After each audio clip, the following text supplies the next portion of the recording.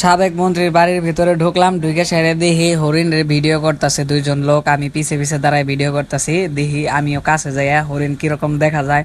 আর তারা এমন ভাবে ভিডিও করতেছে মনে হয় হরিণ দেখে নাই। আমি অবশ্য চিড়িয়াখানাতে একবার গেছিলাম হরিণ দেখতে, এখন দেখি মন্ত্রীর বাড়ির ভিতরে তারা হরিণ লালন পালন করতেছে। আমি একটু জুম বাড়ি দিয়ে দেখানোর চেষ্টা করতেছি আপনাদের। এখন যাব আরেকটা সাইডে, দেখি কি কি আছে। হরিণ লালন পালন করার ঠিক একই জায়গায় দেখতে পারলাম বাড়ির ভিতরে বিদেশি কুকুর আর নেকড়ে কুকুর অনেকগুলো আছে। এমন নেকড়ে মনে করেন যে একটা মানুষ যদি ছাইড়ে দেওয়া হয় ভিতরে 2-5 মিনিটের মধ্যে মনে করেন যে কামড়ায় ক্লিয়ার করে দিব। ওই যে এক সাইডে হরিণ আর এই পাশে হইলো কুকুর।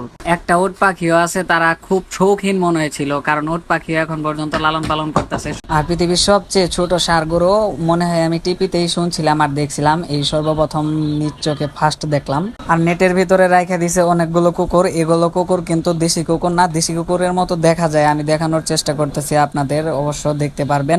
এগুলো দেশি কুকুরের মতোই দেখা যায়, কিন্তু এগুলা দেশি কুকুর না, এগুলো হলো বিদেশি কুকুর। অনেক লম্বা, 3-3.5 ফুট 4 ফুট করে উঁচা লম্বা হয়। সর্বশেষে আসলাম একটা পাখির কাছে, দেখি অনেকগুলো পাখি আছে। অবশ্যই এই পাখিটা আমার খুব ভালো লাগলো, তাই একটু জুম করে একটু জায়রেমি করলাম। অবশ্যই ভিডিওটি ভালো লাগলে লাইক কমেন্ট শেয়ার করে দিবেন।